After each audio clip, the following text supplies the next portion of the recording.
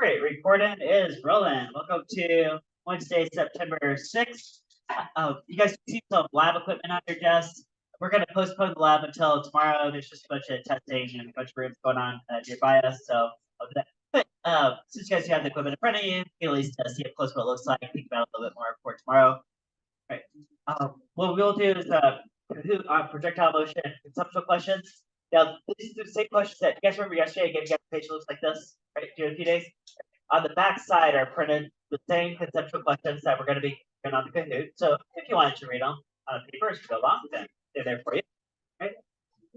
And then we'll take the rest of class time to solve number 5 through 8. Number 5 through 8 is what I had to do last class. So we'll do. All right. Upcoming due dates. You guys remember yesterday I gave you guys a take-home quiz. Looks like this. There are a few different type versions floating around, but they're all about equally difficult. That is due on Friday, right? So Friday the 8th. And then this page with the box looking questions, these are all projectile questions. There's 6 different scenarios, 1, 2, 3, 4, 5, 6. Today we're going to do the second scenario right here. The only ones that I've actually assigned to you guys are these 2 and these 2. So that's these 4 scenarios right here. That's number 1 through 8 and number 11 through 17. This is due on Monday. Okay, due Monday. We'll do some class today. Okay. Other stuff going on in the school. School photographs are Monday, 9/11. That's for grades 9 through 11. Now, if you're a senior, you have something separate going on. This can be through your English class. So maybe wear something nice to school on Monday for photograph. Okay. Open house is going to be 1 week from now, Wednesday the 13th. All right. So you guys know what's going on? All right. So let's switch over to this Kahoot that so we're doing here.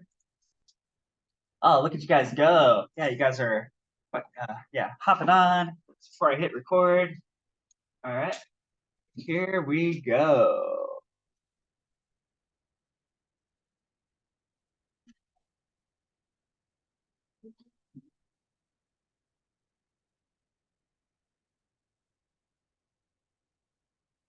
A vector, for example, acceleration, is a quantity that has what?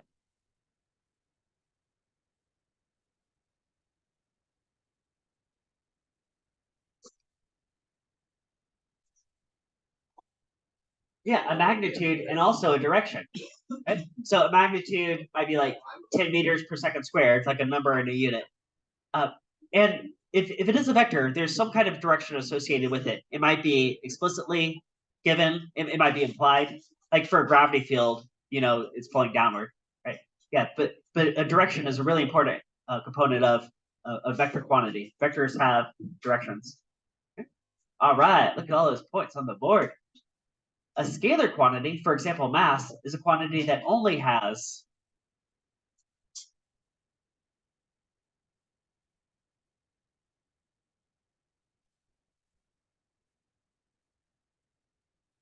there you go, a magnitude, right?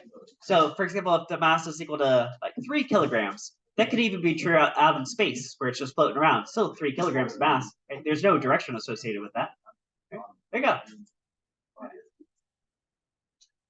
More points. Suppose a plane can fly 100 kilometers an hour relative to the surrounding air. It gets a boost from a 60 kilometer per hour tailwind. Now, what is its ground speed?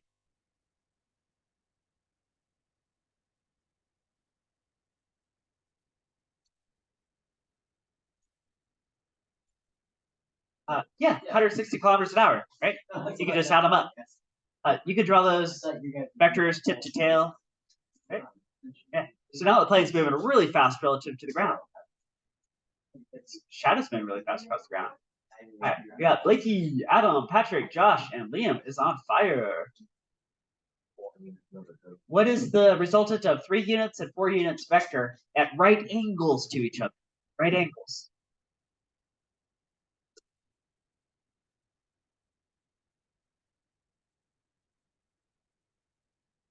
Ooh, 5 units. Nice. All right.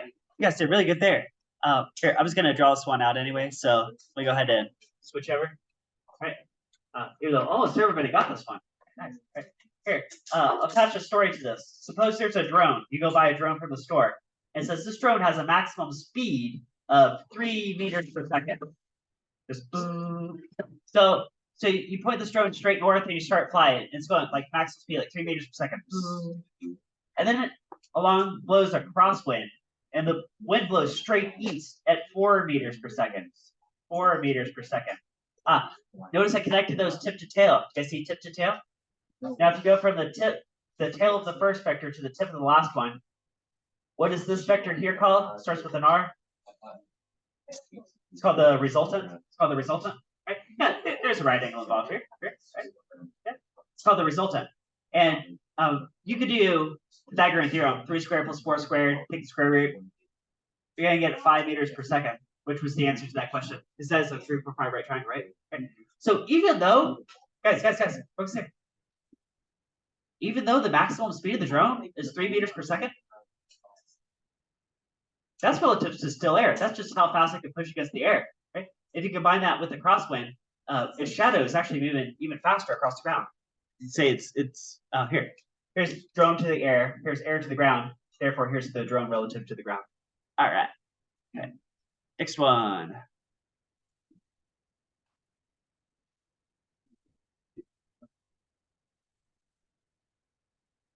Plane flying into a headwind loses ground speed. A plane with a tailwind gains ground speed. What if there's a 90-degree crosswind? Now what's the speed of the plane?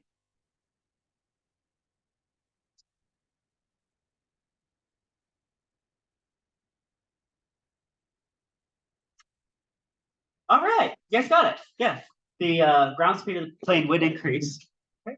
And I just showed you a specific example of that. If maximum speed of the drone is listed as 3 meters per second, but it's in a crosswind, it actually moves faster than that. Yeah, there you go.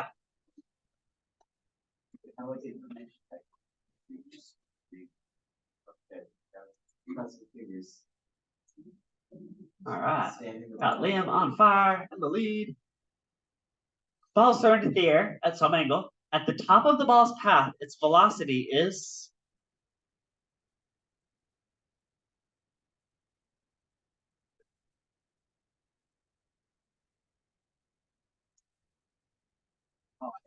entirely horizontal. Here, I'll go ahead and draw that one out too. Okay. Most of you guys got that. Okay. Let's take a look. So maybe I got the ground. I'll draw a little cannon. How about that? Got a fire. All right, some speed at some angle, give it some blast velocity. Right?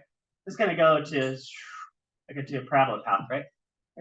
Okay. And at the very top, yeah, its velocity would be back entirely horizontal. Maybe we could call it v sub x, couldn't I? Something like that. Is that? Right. Guys, would that v sub x stay the same the entire way across? No, because it would only be v sub x at x. Guys, does horizontal component velocity stay the same the entire way? Oh, that's what you're asking. Yeah. Right? Yeah. There you go. Yeah. So this v sub x is the same thing as this v sub x. Yeah. Okay. I thought you were asking about like a specific x value. What is the y? All right.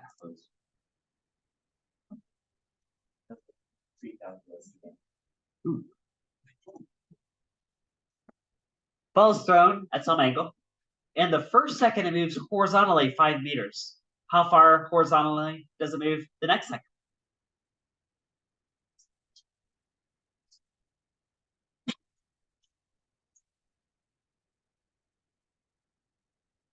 Yeah, another 5 meters, right? Right, you could say the horizontal component of velocity is 5 meters per second. It's moving 5 meters per second across the field, and that's true all the way until it lands and it's no longer in free fall. Yeah. I thought it was like the acceleration thing. I got Adam, Kylie, Blakey, Patrick, and Liam on fire.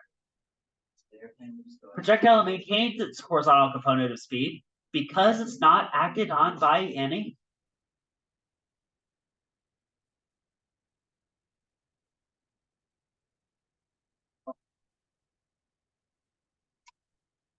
horizontal forces. There you go.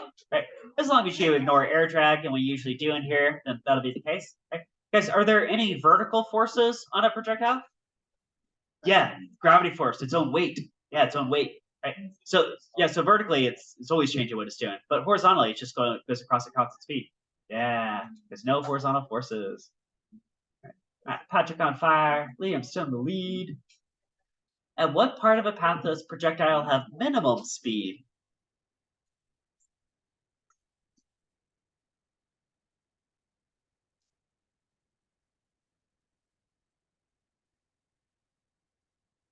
Yeah, there you go, top of its path. So when it's moving on the way up, it's slowing down, slowing down, slowing down. Then it hits the peak. And then as it starts to fall, it picks up speed faster, faster, faster. So minimum speed right at the very top. All right. Ooh, leader switch. Patrick on fire. Blakey taking the top spot. Oh yeah. Cannon fires cannonball horizontally off a cliff at 30 meters per second. How far horizontally does the cannonball move in 1 second?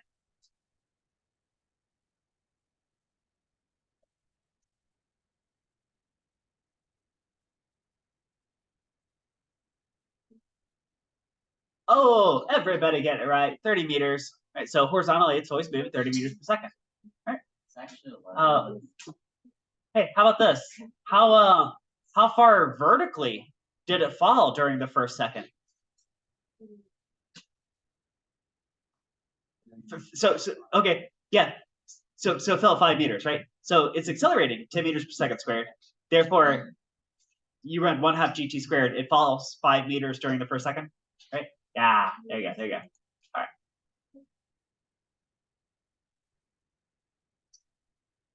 It's easier to hit a home run in Denver, Colorado than Miami, Florida. True. Why?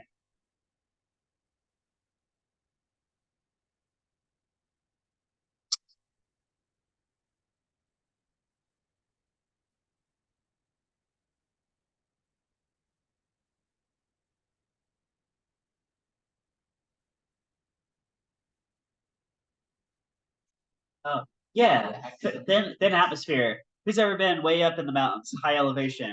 Yeah. You guys ever try to like run around up there? Get winded really fit, really easy, right? Yeah, because that atmosphere is really thin. Yeah, so it is easier to hit home runs. Okay. Now in this class, we usually get rid of that variable, just ignore it and assume everything's in a vacuum. But yeah, realistically, that is true. It is easier to hit a home run in Denver, Colorado for that reason.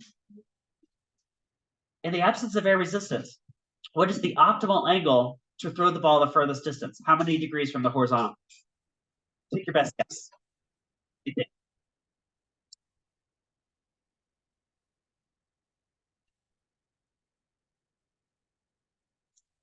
Ooh, nice, nice. Almost everybody got that. Right. Although I don't think I told you that before. Here, I do want to kind of draw this one out.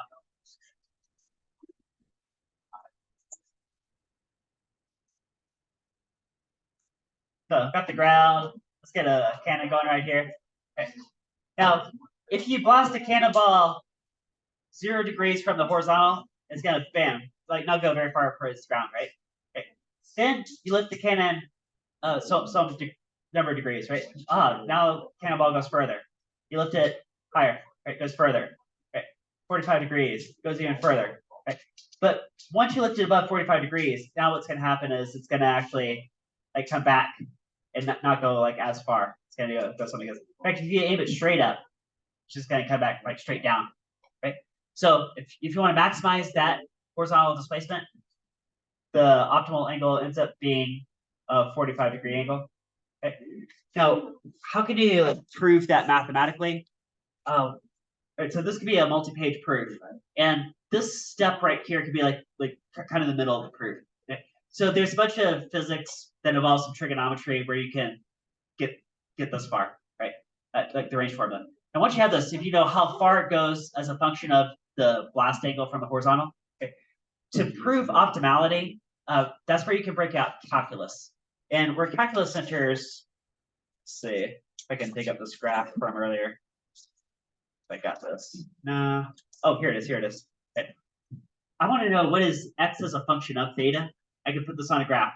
Okay. How far does it go horizontally? It's a function of that blast angle. Okay.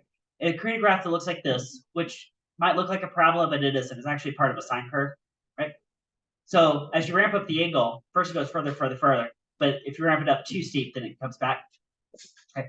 What you want to do is say, well, where does the rate change of distance as a function of angle flatten out? Where's that slope go to 0?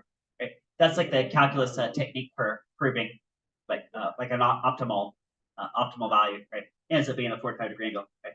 So there's a big picture of how you would prove that. Anyway, back over to Kahoot.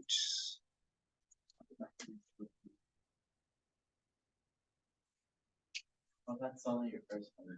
All right, I got Josh hopping in the top 5. Got Leaky on fire. Cannonball launched 30 meters per second over a flat terrain. In the absence of air resistance, it will land with a speed of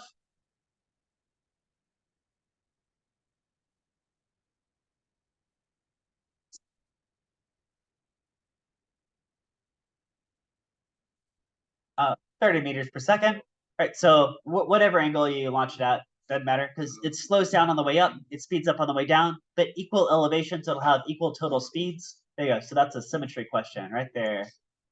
All right, Zane hopping in. We got Adam, Kylie, Patrick, and Blakey still on fire.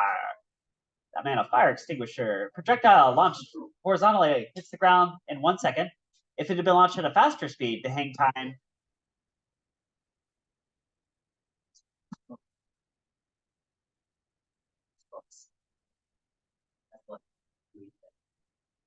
stay the same. Stay the same. Okay, let's switch over and see some pictures of this one.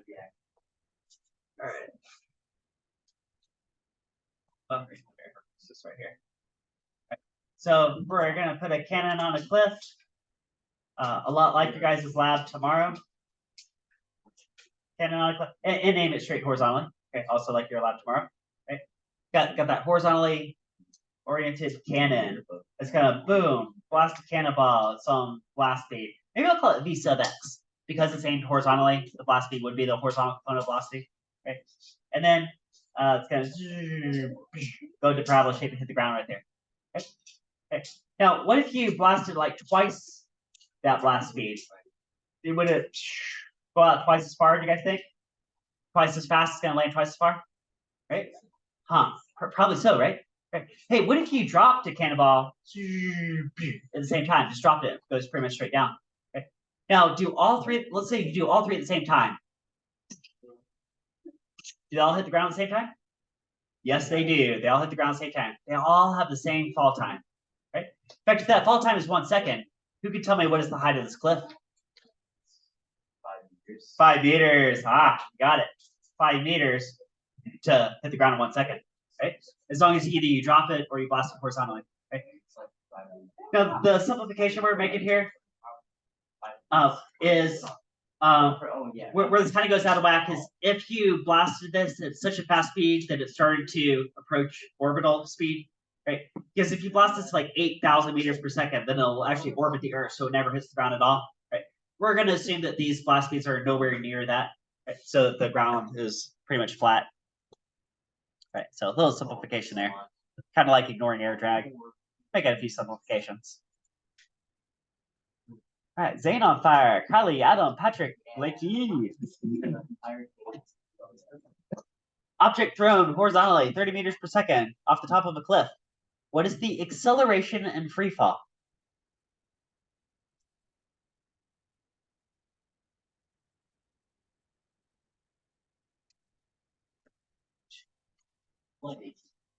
Yep, 10 meters per second squared downward. There you go. Anything in free fall. Surface of Earth, that'll be the answer, right? It doesn't matter how fast it's going, what direction it's going. If you're near the surface of Earth, it's in free fall. It's accelerating toward the Earth at 10 meters per second squared. Ooh, Patrick on fire, taking the top spot. Neglecting air drag. At what point is acceleration greatest for a ball thrown straight up vertically?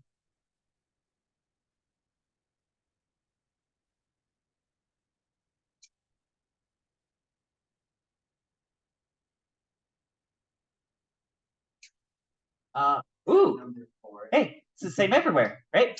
Guys, throw a ball straight up vertically. As soon as it leaves your hand, is it accelerating down at 10 meters per second squared? Yes, it is. What if it goes to the maximum height? Is it still accelerating down 10 meters per second squared? Yes, it is. What if it's falling back down? Still accelerating down 10 meters per second squared?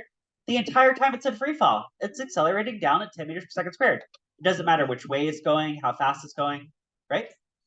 I got a follow-up question for you guys. Oh wait, no, I don't. Never mind. Okay. Think of something else. All right, how are we doing here? You guys okay with that? Oh, you're still on the Okay. All right, Adam on fire. Patrick's still in the lead. Suppose you could jump 1 meter vertically, but now we're going to put you on a skateboard that's moving 15 meters per second horizontally. Now you could jump what?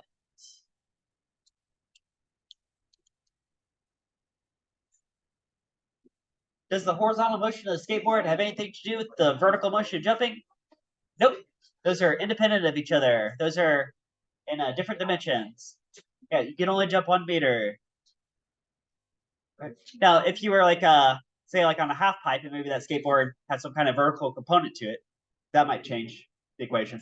But if the skateboard's moving horizontally, yeah, your jumping height does not change. When in orbit, a satellite such as the space shuttle is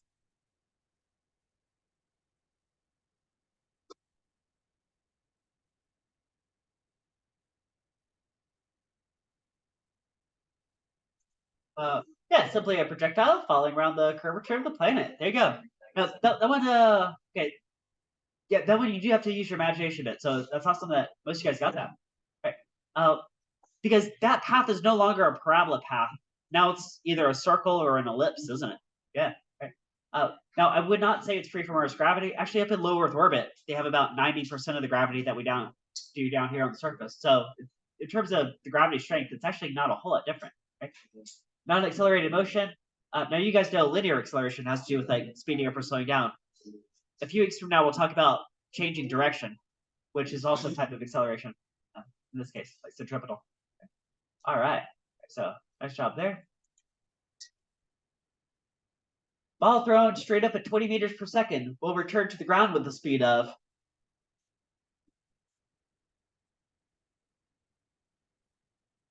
What?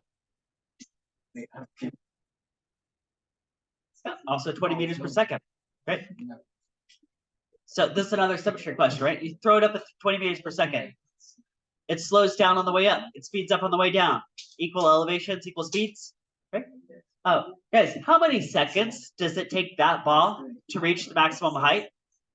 2 seconds, right? Because it slows down 10 meters per second every second. So it takes 2 seconds to reach the top. Hey, what's the total hang time of that ball? What's the total hang time up and down? 4 seconds, right? 2 seconds up, 2 seconds down, right? What is the maximum height of that ball? Maximum height. How far does anything fall in 2 seconds? 20 meters. 20 meters, right? Therefore, that ball would also go like 20 meters up, 20 meters down. Right? What if I change the numbers? Because what if you throw the ball up at 30 meters per second? How many seconds would it take to reach the max height? 3 seconds. And how high would it go? 45 meters. So height has something to do with 1/2 AT squared, 1/2 GT squared. Right? You guys good there? No, right. All right, got Zane, Kylie, Blakey on fire, Adam, Patrick. For the win. A cannon barrel with barrel velocity 120 meters per second launches the ball horizontally from a cliff. How far will the ball fall in 3 seconds?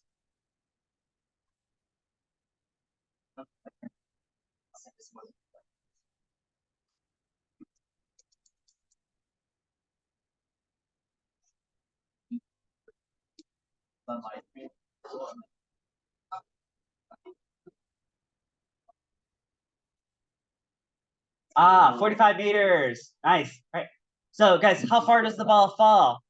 The fact that you aimed the cannon horizontally, does the blast speed from the cannon have anything to do with how far it falls in 3 seconds?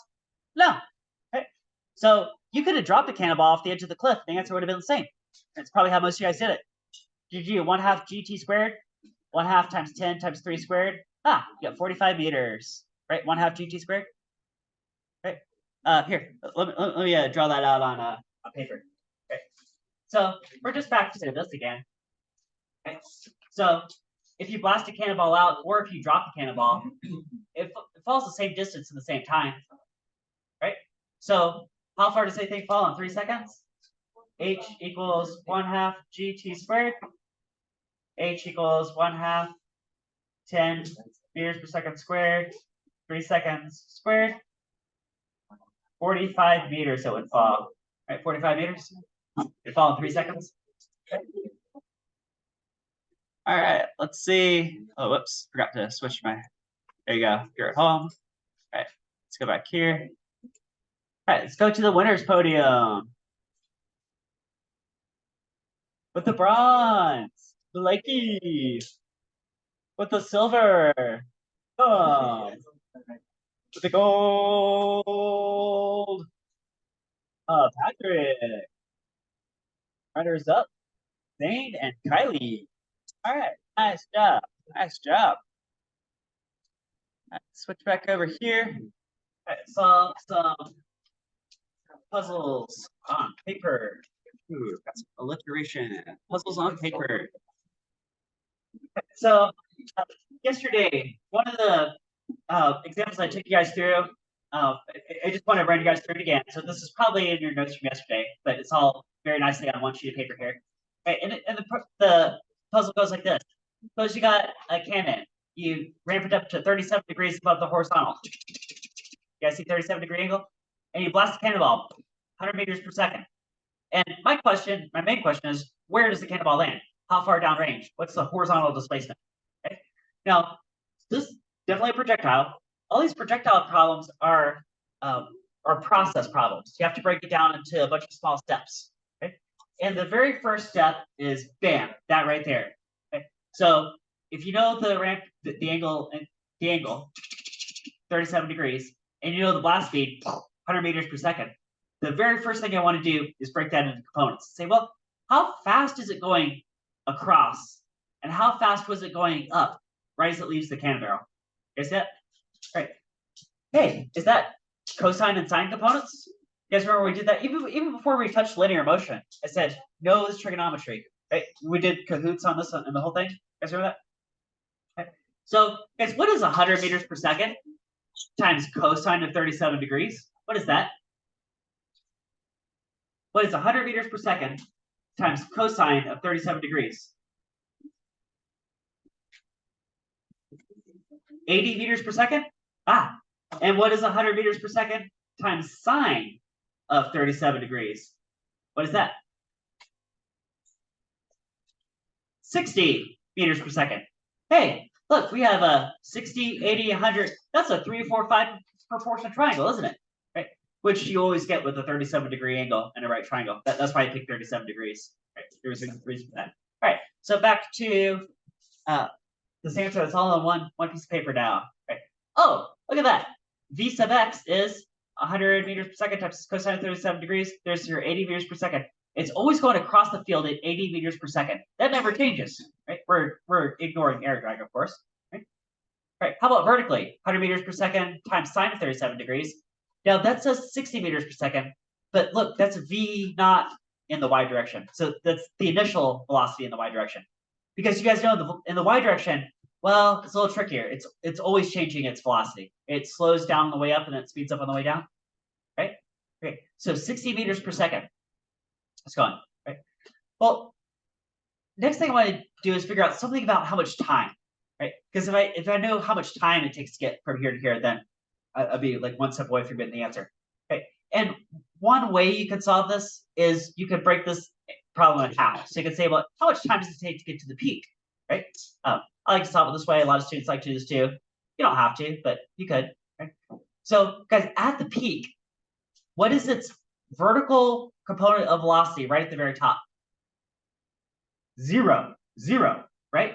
Because it's not quite moving up and it's not quite moving down. So it's moving really fast horizontally, but it has 0 vertical component of velocity right at the very top, right?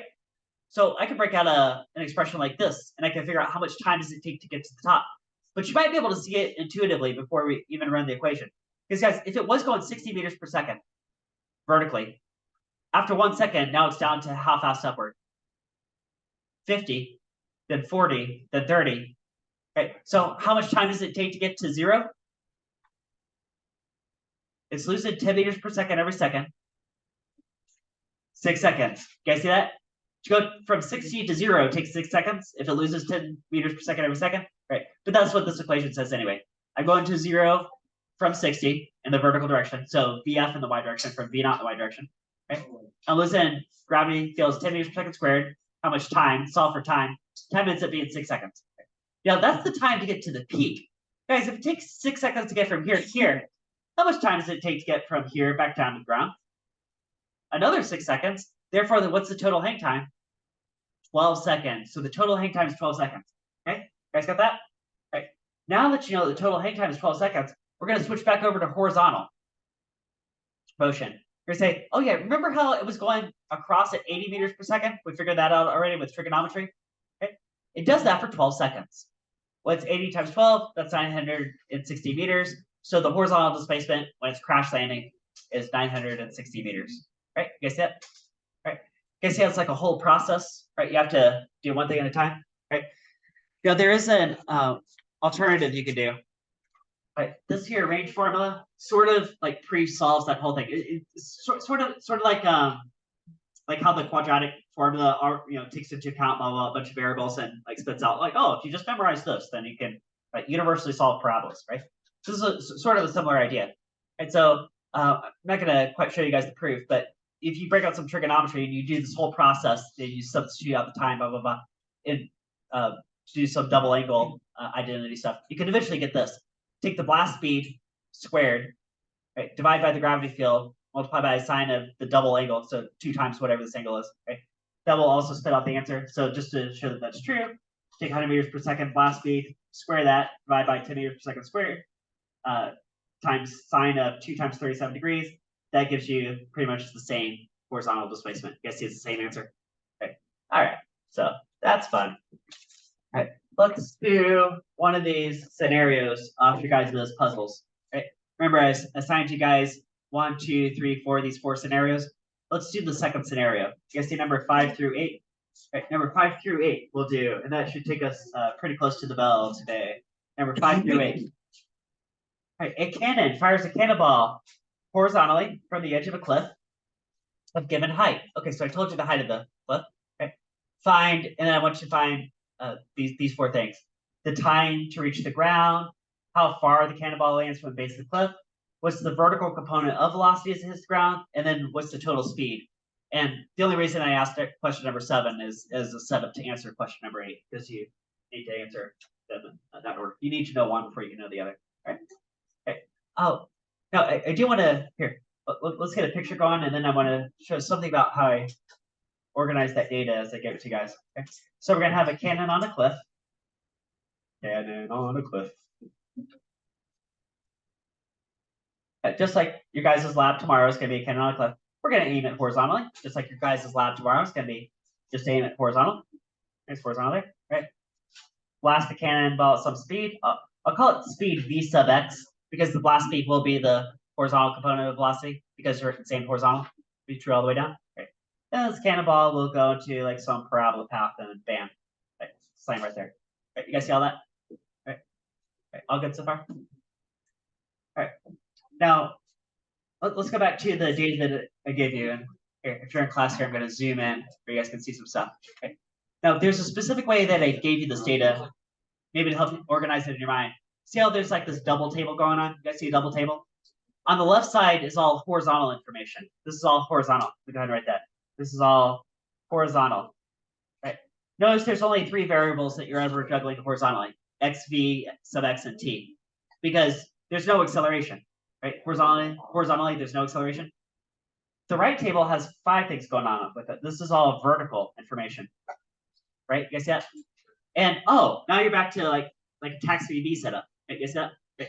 Except we have y to represent the height of the cliff, right? And well, it's going to be speeding up because here's free fall gravity right here, right? Here, you guys taking notes?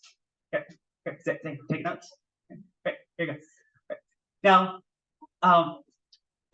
if I'm giving you the data like this, one thing is nice to, like, from a bird's eye point of view, is be able to see like what you have and what you need to solve things. Like if you just focus on x equals vt, like that's the only equation you would ever use to solve anything over here on this side, right? X equals vt, that's the only equation. Wouldn't you need, how many pieces of information do you need to solve? 2. Yeah, you need 2 things to solve. Looks like I only gave you 1 thing. I gave you the blast speed, which is the horizontal speed, right? So you can't quite touch that yet. What about the vertical stuff? There's 5 variables you're juggling. How many do you have to solve anything? 3. And it looks like in this case, you do have 3 things. That means you can start on the side, right? Now there's only 1 variable that's common to both, right? Because all these quantities are vector quantities. They're all vector quantities except for 1. Which one's the only scalar? Time. Hey, the amount of time that it takes to get from here to here, is that the same vertically as it is horizontally? Yeah, so it's the same time.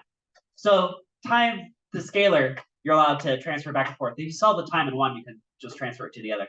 You guys, can I see that? Okay, so maybe that framework helps you, maybe not. But if it does, it's one more tool in your toolkit, I guess, right? All right, so I guess we're gonna have to start with the vertical stuff. Maybe solve for time. How much time does it take? Now, my cliff is 27 meters tall. I'll say h equals 27 meters, or you say y equals 27 meters. Okay. You know, gravity field is pulling down at, I have 9.8 today, 9.8 meters per second squared. So let's just go ahead and use that so it aligns with the multiple choice answers. Okay. You also know, guys, if you blast it straight horizontal, what's the initial vertical velocity? 0. It's not moving up or down at all right when it's leaving the cannon barrel. Now, like 1 second later, it starts to fall down, right? Right. So if I want to know how much time does it take to reach the bottom? Okay. Okay. If it's going to fall some height and I need time, there's only one kinematic equation that relates displacement and time. Which is the only one that relates to displacement and time? First, second, or third? First one. Here's displacement, here's time, right? The second one doesn't say anything about displacement. The third one doesn't say anything about time. So I have to use the first one. Now, x is some general displacement. I'll replace that with like y or h, right? For like a vertical displacement, okay? So I'm going to go, the height is equal to v naught yt plus 1/2 gt squared. But I don't even need that whole thing because you guys just told me v naught y is just 0 anyway. So that piece just goes away. Okay? So 27 meters is going to fall. Now, my numbers are probably different than your numbers. Okay, so careful there. Okay. Equals 1/2 times 9.8 meters per second squared for some times squared. Okay. So now I can figure out how much time it takes to fall off the cliff of that height. Okay. So 27 meters, going to multiply by 2, divide by 9.8. So t squared is this number of square seconds, square root both sides. Okay. So my fall time is this many seconds. And that right there is the answer to number 5. That's the answer to number 5. Okay. Okay. Okay. Did you use my numbers or? Did you plug in 19 meters? 19 meters.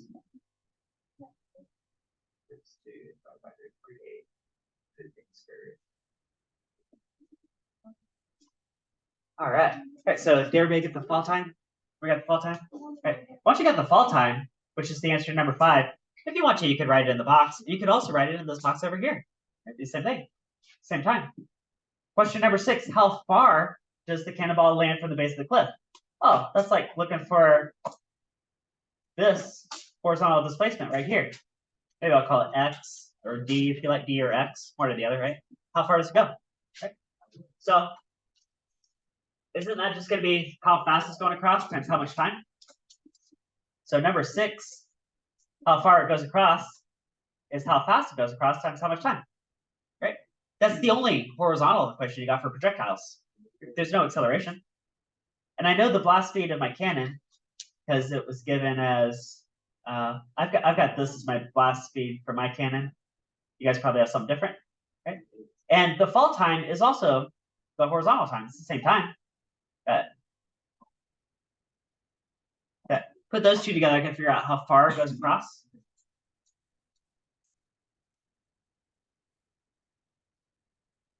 Got that many meters right there. Bam. Just double check, make sure that's a multiple choice answer. Yep, that's a multiple choice answer. Looks all good. Right, you guys good so far? Okay, so here's what we got so far. We got it set up like you guys are going to do in your lab tomorrow. Okay, so how much time does it take to fall the height? You just do h equals 1/2 gt squared, solve for time, a little bit of algebra, get the time, seconds. Okay. Then, if you know how fast it's going across, like for me, this was 180 meters per second. How? Right? It's going that speed all the way across for that much time. You can get how far it goes. Right? Okay.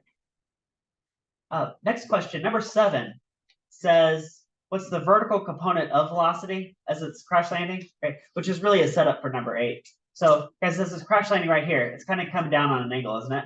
Like how? Like V crash. Okay.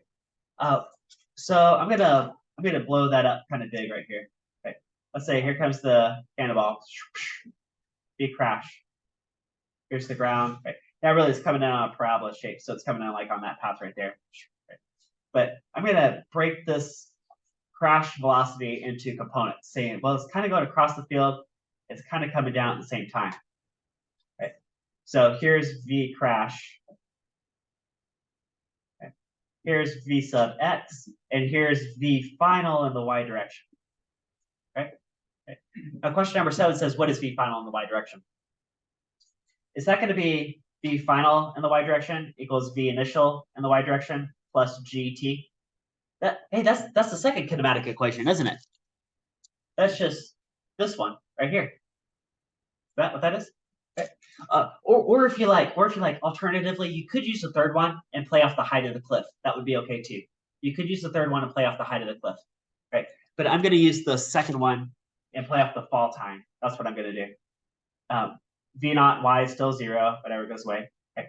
So V final in the y direction. Well, I know it was picking up 9.8 meters per second squared. I know it was doing that for, how much time was it? 2.35 seconds was mine. Okay, so tag those two together. I'm gonna get 23.0 meters per second. Okay. So that's how fast it's traveling strictly vertically as it's coming in for the crash land. Okay, you guys see that? Okay. Good. Good. Okay. Right. Everybody right? Okay. So that's the answer to number 7. Now, number 8 says, what's the total crash speed? Now, the total crash speed, you need to consider the fact that it's moving across and down at the same time, right? We just solved for how fast it's going down, right? Actually, the entire reason I asked that question was so that you could answer number 8. Okay? But number 8, you also have to consider it's going so fast across, which is the same as the blast speed from the cannon because the cannon was aimed horizontally, right? We need to bring these two guys together at a right angle. Here's how fast across, here's how fast down. Can you do Pythagorean theorem between those two? Yep. V crash is going to be the square root of the x squared plus Vy squared. So meters per second is the unit. Okay. See what that is. What's the square root of 180 squared plus 22 squared? Okay. I'm looking at 181 meters per second. One thing you'll probably notice is that the total crash speed is a little bit more than the blast speed from the cannon, but not a whole lot more. Right? Guess that too. Okay. All right. Ooh, we got a solid minute left. All right. So in this last minute, let me go back and review everything we did for that one. So it said it was blast a cannon horizontally from the edge of a cliff of known height. You know the blast speed for the cannon. Okay. How far does it go? Well, I need to know how much time it takes to fall that far. And you do that by setting up h equals 1/2 gt squared. Okay? And you can solve for the fall time. Okay? It'd be identical to, in this case, if you just like drop the cannonball. Okay? It'd be the same fall time. Okay? Then you want to know, say, like, how far does it go? Well, I know how fast it's going across. I know how much time. Tag those two together. We got how far. Then if you want to get the crash speed, you have to know how fast it's going across and how fast it's coming down at the same time, at the point that's crashing into the ground. Do a Pythagorean theorem between those two, and that'll give you the crash speed. All right. And that is our wrap on class today.